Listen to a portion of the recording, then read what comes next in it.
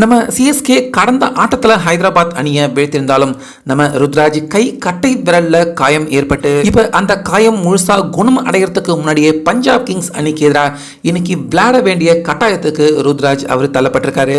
So இந்த பரபரப்பான சூழ்நிலையில ருத்ராஜ் அவருக்காக நம்ம MS தோனி இன்றைய ஆட்டத்தில் முக்கியமான முடிவு எடுத்திருக்காரு. ஸோ இந்த முடிவு தற்போது பஞ்சாப் அணி அவங்கள பொறுத்த வரைக்கும் நம்ம சிஎஸ்கே அணியை பார்த்து கொலை பதறக்கூடிய அளவுக்கு ஒரு தரமான ட்விஸ்ட் முடிவை தான் நம்ம MS தோனி இன்றைய ஆட்டத்தில் அவரை எடுத்திருக்காரு.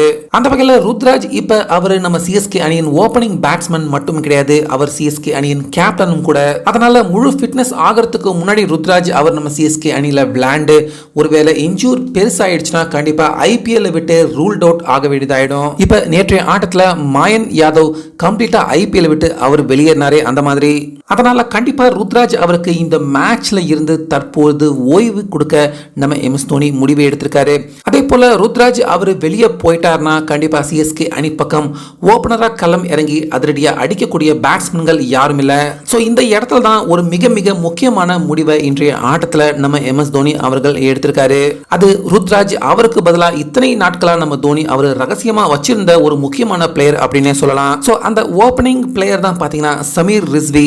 ஸோ சமீர் ரிஸ்வி இதுக்கு முன்னாடி உத்தரப்பிரதேஷ் அணிக்காக அவர் T10 T20 இப்படி 2 ஃபார்மேட்லையுமே ஓப்பனராக களம் இறங்கி பிரிச்சு மேஞ்ச ஒரு பிளேயர் அப்படின்னே சொல்லலாம். அந்த அளவுக்கு பயங்கரமான ரெக்கார்டு ஓப்பனராகவே அவர் T20 ஃபார்மேட்ல வச்சிருக்காரு. அதன் காரணமாக தான் கிட்டத்தட்ட 8 கோடி ரூபாய் வரைக்கும் அவருடைய ஏலத்தொகை முதலாவது IPL ஆக்ஷன்லயே அவருக்கு போயிருந்தது.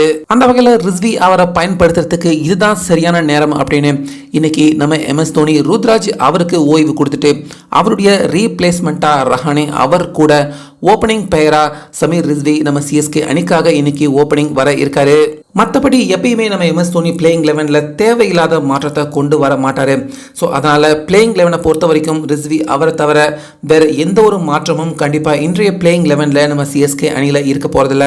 அந்த வகையில் ஓப்பனரா ரிஸ்வி அவர் கூட ரஹானே, 3வதா மிச்சல், 4வதா மொயின் அலி, 5வதா சிவம் தூபே, 6வதா ஜடேஜா, 7வதா MS தோனி, 8வதா தீபக் செஹர், 9வதா துஷன் தேஷ்பாண்டே, 10வதா முஸ்டபிசுர் ரஹ்மான், கடைசி 11வது பிளேயரா பத்திரனா, இம்பாக்ட் பிளேயரா ஷர்துல் தாகூர் அவர் உள்ள வர இருக்காரு.